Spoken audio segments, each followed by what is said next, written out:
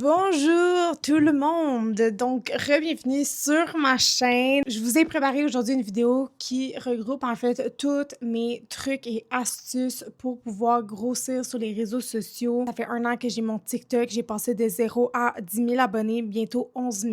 Je me fais tout le temps poser plein de questions par rapport à ça. Donc, pour moi, c'était super important de vous redonner ces connaissances-là, tout ce que j'ai appris dans la dernière année, mais également comment faire pour rentrer dans les PR, avoir des contrats de collaboration avec des marques, des agences, des choses comme ça. Aujourd'hui, je t'ai préparé une vidéo vraiment complète. J'ai pris plein de notes pour pouvoir vous redonner tout ça. Donc, let's go! Donc, j'ai séparé cette vidéo-là en plusieurs parties. On a en premier la partie branding. Donc, personnellement, c'est la partie la plus importante parce que il faut comprendre que les réseaux sociaux, c'est une business qui est personnelle. Il faut que tu aies un branding personnel qui correspond à toi. Pourquoi c'est important? Parce que ton audience va vouloir avoir une certaine constance, mais également les marques ou les futurs partenariats que tu vas avoir. Au début, c'est pas évident de trouver un peu son branding personnel, mais je pense que en étant le plus authentique possible, plus vrai, ben c'est ce qui va faire en sorte que tu vas pouvoir un peu découvrir c'est quoi ton branding. Comme moi, si on regarde mes réseaux sociaux, je me suis vraiment spécialisée en création de contenu beauté, tout ce qui touche la cosmétique, les beautés. Donc, vous allez jamais me voir sur mes réseaux faire des trucs de mode. Des fois, je touche un peu les livres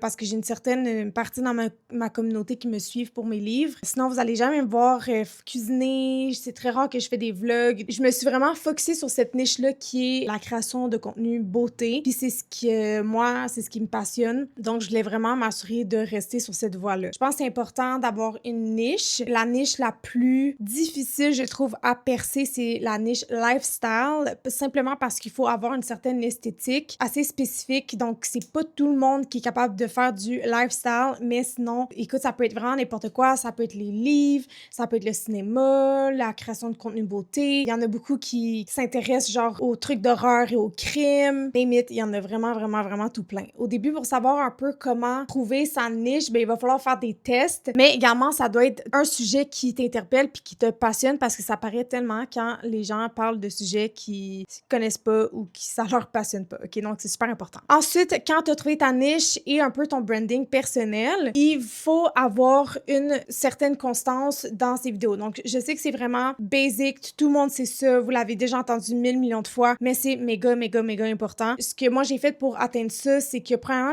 j'ai énormément de plaisir à créer du contenu puis à éditer des vidéos. Donc, pour moi, ça n'a pas été genre une tâche. J'ai juste continué, en fait. J'ai juste continué. J'ai planifié mon contenu d'avance. J'essaie d'être vraiment organisée. Donc, aussitôt que j'ai une idée qui me pop, j'ouvre mes notes dans mon téléphone. J'écris une idée que je vais faire cette semaine. Puis, à chaque jour, je publie une vidéo ou au moins 5 fois par semaine, je publie une vidéo. Donc, je sais que ça peut sembler vraiment intense. Mais si tu es capable de dire, hey, moi, à chaque semaine, je mets 2 vidéos, comme c'est vraiment, vraiment un excellent début. Puis, si tu es capable de maintenir, de poster 2 vidéos par semaine pendant comme 6 mois, puis ensuite peut-être rajouter une autre vidéo, donc en filmer 3, ensuite en filmer 4. Comme tu vas voir, ça va vraiment, vraiment être facile, mais essaie de respecter l'objectif SMART que tu t'es donné au début, qui est par exemple 2 vidéos. Donc, moi, ce que j'ai fait, c'est que je me suis vraiment focusée sur TikTok en premier, puis ensuite, quand j'avais un bon bassin d'abonnés, j'ai essayé d'amener ces abonnés-là sur mes autres réseaux sociaux. Donc là, je suis maintenant sur YouTube, donc c'est assez nouveau. Mon Instagram, il est encore en train de se faire développer. J'essaie tranquillement maintenant de toucher les autres réseaux sociaux, mais pour être honnête, pendant 1 an, j'ai focusé seulement sur TikTok. Puis je pense que c'est vraiment ça qui m'a aidé parce que ça peut être trop overwhelming d'être capable d'être constant sur 4-5 réseaux sociaux en même temps. I mean, je travaille 40 heures semaine. Je fais pas de la création de contenu de façon temps plein. J'ai pas tout ce temps-là du monde. Donc déjà, je travaille 40 heures semaine, mais je fais environ 20 à 25 heures semaine de création de contenu, ce qui est quand même vraiment énorme. Donc en fait, j'ai jamais de journée de congé. Je travaille tout le temps,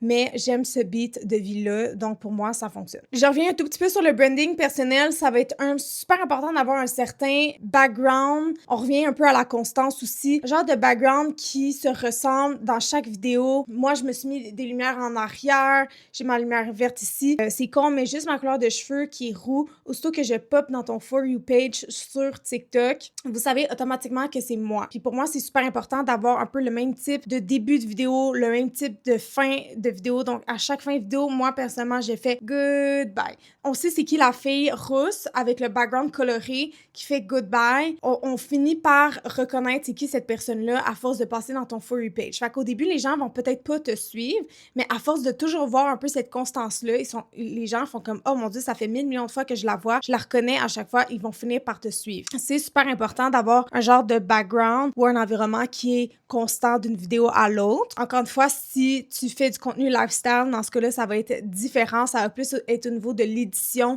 qu'on doit avoir une constance. En fait, pour tout le monde, il faut qu'il y ait une constance dans ton édition, dans ton editing. C'est super important, mais je vais revenir sur ce sujet-là un peu plus tard dans la vidéo. Il faut également analyser ces vidéos parce qu'au début, ce n'est pas facile de savoir qu'est-ce qui fonctionne pas. Donc, au début, il faut faire des tests, essayer de suivre des trends, des filtres trendy aussi. Donc, on fait des tests. Puis, une fois qu'on a testé plusieurs choses, on analyse ses propres vidéos en voyant qu'est-ce qui a fonctionné, qu'est-ce qui a moins bien fonctionné. Puis, il faut vraiment pas se décourager parce que, honnêtement, vaut mieux avoir peu d'abonnés, mais des vrais abonnés qui vont s'abonner à ton compte avec les années, que des abonnés qui te suivent seulement parce que tu as fait des giveaways ou seulement parce que tu as fait une full bonne vidéo, mais tes autres vidéos, c'est de la merde. Mais tu as fait une vidéo qui a fait des millions de vues sur TikTok, par exemple, puis ça t'a fait exploser. Mais après, les autres vidéos que tu fais, sont pas nécessairement bonnes, ces abonnés-là risquent peut-être de se désabonner de toi. Donc, je pense que c'est super important de créer sa communauté, mais plus sur un long terme, de vraiment pas se décourager parce que pour vrai, la qualité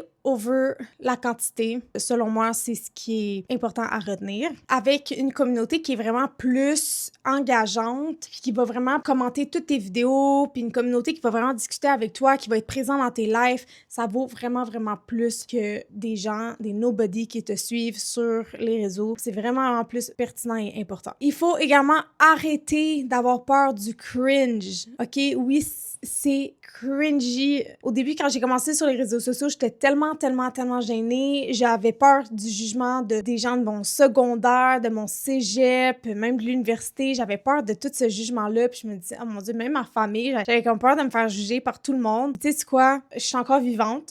Je suis encore vivante, puis ça m'a juste apporté. Le fait d'avoir commencé sur les réseaux sociaux puis de m'avoir foutu de la vie des gens, ça m'a apporté plein d'opportunités, puis je suis rendue où ce que je suis aujourd'hui. Même encore, aujourd'hui, il y a des gens que je connaissais de mon passé qui m'écrivent pour me dire comment j'ai fait. Je peux même avoir une part de jalousie auprès de certaines personnes. Donc, il faut pas avoir peur j'appelle ça le cringe island, donc l'île du cringe. Donc, je pense honnêtement, il faut juste pas avoir peur de se lancer parce que c'est comme se trouver un partenaire amoureux. Il va avoir un poisson dans l'eau qui va vous aimer, qui va être disponible pour vous, mais c'est un peu la même chose. Il va avoir une communauté qui est faite pour vous, qui va vous suivre, qui va vous aimer. Si vous montrez votre vraie personnalité, si vous avez un branding personnel qui est vraiment fort, je pense que c'est super important de juste se foutre en fait de la vie des gens parce que c'est pas ces gens-là en fait qui vont vous faire avancer, qui vont vous faire continuer, c'est les gens qui vont vous suivre. Donc agrippez-vous à ces gens-là qui vous supportent. Je pense que c'est vraiment, moi j'appelle ça de la manifestation dans le sens que c'est pas de fermer les yeux puis prier pour que les bonnes choses t'arrivent, mais plus dans le sens que on attire ce qu'on veut avoir. Et moi, je me suis dit il y a un an, je veux être créatrice de contenu,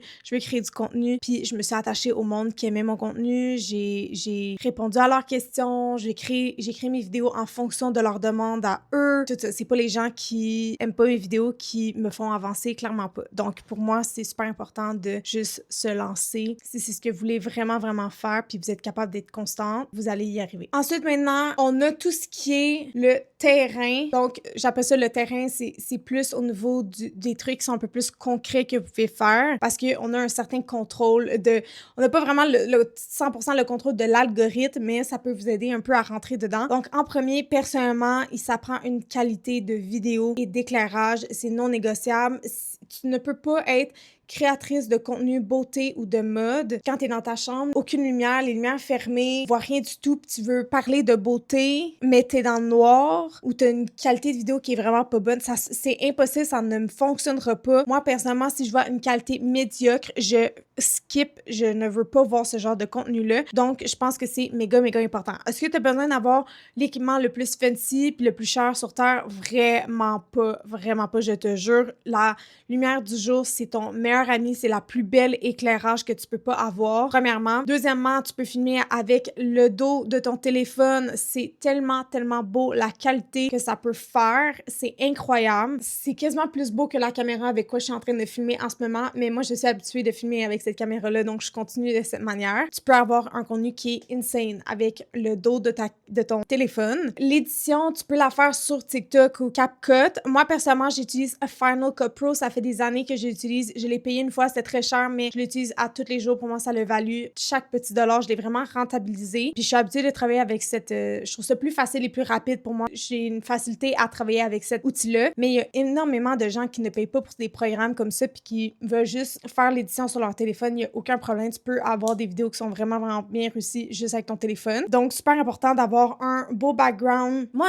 il est encore en construction, mon background, OK? Il est vraiment pas terminé, mais en tout cas, je travaille dans les cosmétiques, donc je me suis dit pourquoi pas avoir des cosmétiques en arrière de moi. Donc, bref, avoir un certain background, une constance, avoir des lumières, une bonne caméra ou un bon setup pour faire tes vidéos avec ton téléphone. Dans tes éditions de vidéos, il devrait avoir aucun silence. Aucun silence parce que c'est malaisant. Le silence que tu vas avoir dans ta vidéo, c'est le moment perdu, c'est le risque que tu prends ou est-ce que la personne va skip ta vidéo parce que justement, elle va trouver ça trop long. Les réseaux sociaux, ça roule, c'est rapide, rapide, rapide. On veut que tu restes sur l'application ou sur la vidéo le plus longtemps possible. Donc, comme tu peux voir dans la vidéo que tu regardes en ce moment, toutes les respirations et toutes les qui ont été coupées. Donc, vous les entendez pas, je les enlève. Donc, c'est pour ça que ça fait plein de petites séquences. Moi, c'est comme ça que j'aime filmer parce que je trouve que ça rajoute un certain dynamisme à la vidéo puis ça permet à l'auditoire de rester le plus longtemps possible. La seule, je pense, exception que tu peux avoir des silences, c'est si tu fais des vidéos genre ASMR. C'est un peu l'exception à la règle, mais sinon, il devrait pas vraiment avoir de silence. Quand il y a beaucoup de gens qui vont pas filmer avec leur voix, mais plus avec genre de la musique, il y a pas de problème. Moi, à chaque fois que j'ai fait une vidéo avec que je ne parlais pas et que j'utilisais juste la musique, ça n'a jamais fonctionné, ça n'a jamais pogné. Donc, je préfère parler puis mettre ma personnalité de l'avant parce que je crois sincèrement que les gens vont tomber en amour avec ta personnalité puis avec les propos que tu dis, à moins que tu dises des affaires stupides. Juste ton esthétique puis la musique. Mais ça, c'est ma façon de voir mon show, c'est mon branding à moi. Autre chose que tu veux faire, c'est répondre à tous les commentaires. Tous les commentaires. Il n'y a aucune raison où est-ce que tu n'as pas le temps ou est-ce que tu n'as pas le temps de répondre à tous ces commentaires-là. Parce que, premièrement, c'est ton auditoire, c'est les gens qui te suivent, qui te font grandir. Donc, par respect, tu devrais leur répondre parce que sans eux, tu vas pas être où est-ce que tu veux devenir. Ça fait du sens. Deuxième chose, ça l'aide vraiment l'algorithme à rajouter des commentaires. Donc, c'est juste bénéfique pour toi de toujours répondre à ces messages-là. Pour rentrer dans un autre genre de sujet, les micro-influenceurs en ce moment sont en train de take over toutes les plateformes parce qu'on s'entraide énormément entre nous. Donc, moi, dans mes vidéos, je pense que comme 80% des commentaires que je reçois sur mes vidéos, c'est de la part des autres micro-influenceurs, des amis que je me suis fait sur les réseaux sociaux, ce qui est génial parce qu'on a tout ça en commun, on s'entraide vraiment, vraiment toutes, puis plus les autres micro-influenceurs vont parler de toi, ben mieux que c'est, puis ça va de soi aussi à commenter leurs vidéos à eux. Donc vraiment créer non seulement ta communauté comme ton auditoire, mais aussi de créer ta communauté de micro-influenceurs. Je pense que c'est vraiment une bonne stratégie à avoir parce qu'en 2025, les micro-influenceurs sont vraiment en train de surpasser les grands influenceurs. Les marques veulent plus en plus travailler avec des gens qui sont plus petits mais qui ont un engagement qui est tellement, tellement fort. Puis ça revient à ce que je disais au début de la vidéo. Un engagement qui est fort, c'est une communauté de qualité qui commente tes vidéos. C'est pas juste un auditoire un peu fantôme qui te suivent mais qui a pas nécessairement un engagement dans ton réseau social. Toutes les vidéos que tu fais sont soit divertissants, éducatifs et ou très, très, très engageants. J'adore faire des vidéos qui sont divertissantes, des fois avec des trends qui sont sur TikTok qui passent. Mes vidéos sont principalement plus éducatives par rapport au make-up parce que je fais des reviews, des choses comme ça, mais des fois, j'aime ça faire des challenges. Je sais pas, me maquiller avec seulement des produits qui sont roses ou me maquiller avec seulement des produits de pharmacie, des choses comme ça. Donc, c'est divertissant. Il y a aussi beaucoup d'éducatifs, puis c'est très engageant. Je reviens un peu avec ce que je disais par rapport au dynamisme de tes vidéos. Donc, il n'y a aucun moment de silence. Et tu poses des questions à ton auditoire, genre, c'est quoi ton produit préféré? Écris-le en commentaire, des choses comme ça. Le troisième aspect de ces vidéos, c'est les PR. Donc, je suis pas une professionnelle professionnelle de agence PR et de colis PR, ces choses-là de relations de presse. Je suis encore très nouvelle, mais je me fais de plus en plus voir par les marques et les agences. Donc, je peux vous dire un peu ce que j'en pense et comment j'y suis arrivée. Premièrement, tu dois connaître ta juste valeur quand les agences ou les marques te contactent. Je pense qu'au début, c'est très, très, très pertinent et important d'accepter, puis ça peut être un peu controversé ce que je veux dire, mais d'accepter des contrats qui sont soit juste un envoi de produit ou un contrat qui est vraiment, vraiment pas cher, genre 100$ ou des choses comme ça. Ça arrive vraiment souvent que les agences, au début, vont contacter des micro-influenceurs puis qui vont offrir littéralement de la merde pour votre contenu. Et je pense qu'au début, c'est important de les accepter parce que c'est comme ça que tu vas build, en fait, ta relation avec la marque. Donc, la marque va pouvoir voir, suite à cette collaboration-là, si tu as été professionnel, si tu as remis tes travaux, tes vidéos à temps, comment tu écris tes courriels, est-ce que tu respectes les scripts, les choses comme ça. C'est une bonne façon de créer une relation avec les agences et les marques. À un certain moment, moi, je pense après 6 mois, 1 an, il faut que tu reconnaisses ta valeur. C'est important parce que tu peux pas continuer à accepter des contrats en échange de gifting. C'est pas ça qui va payer tes bills, c'est pas ça qui va payer ta maison, ton auto, ta bouffe. Donc, c'est super important de connaître ta valeur. Puis, je pense qu'après un certain nombre d'abonnés ou un certain engagement auprès de ton auditoire, ben, tu travailles pas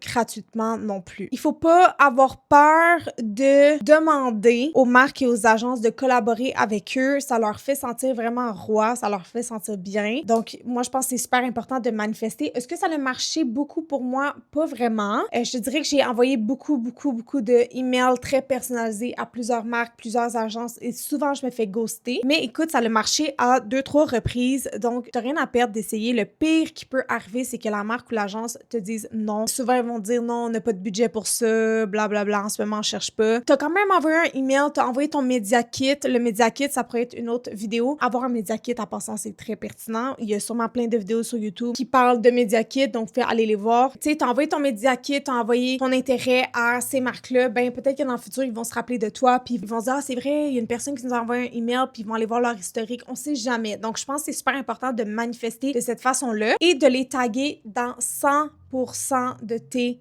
vidéos. À chaque vidéo que je fais et que j'utilise des produits, je mets et je tag ces marques-là de tous les produits que j'ai utilisés dans mes vidéos pour qu'ils me voient. Tu veux être fatigante, OK? Tu veux être gossante. Tu veux le crier là, aux marques. Allô, je suis là, OK? C'est super important parce que plus tu vas les taguer, bien sûr, il faut que tes vidéos soient de qualité vraiment bonne. Plus tu vas les taguer, puis ils vont finir par te remarquer puis te voir. Je suis pas inquiète. Ils veulent travailler avec des gens qui aiment réellement leurs produits. Donc voilà. Personnellement, je laisse les agences et les marques venir vers moi parce que plus je grandis, plus je les vois venir vers moi. Donc, je pense qu'il n'y a pas de secret. Si tu es capable de démontrer que tu as une belle qualité de vidéo, que tu es constante, que tu es vraiment présente, tu es engageante avec ta communauté, que tu as une belle communauté, tout ce qu'on a parlé juste avant, si tu arrives à démontrer ça dans la prochaine année, puis peut-être que pour toi, ça va être plus vite que ça. Il y a des gens qui, en 3 mois, ils atteignent 10 000 abonnés. On sait jamais. Donc, si tu arrives à démontrer tout ça, bien honnêtement, les marques et les agences vont venir vers toi sans même tu aies besoin de leur contacter. C'est vraiment tout ce que j'ai fait dans la dernière année pour pouvoir grandir sur les réseaux sociaux. Je suis vraiment reconnaissante. J'ai écouté beaucoup de vidéos de plein d'autres personnes pour pouvoir avoir des trucs. Je me suis fait des amis micro-influenceurs qui m'ont également donné plein de trucs. Donc, je suis tellement reconnaissante de toutes ces informations-là que j'ai acquises durant la dernière année et je veux vous redonner ça si c'est quelque chose qui vous intéresse et que vous voulez vous aussi vous lancer sur les réseaux sociaux. Je vous encourage vraiment à le faire parce que c'est super plein de belles opportunités. Ça vous permet d'être éventuellement peut-être travailleur autonome et travailler à votre compte, ce que moi je rêve de faire. Voilà.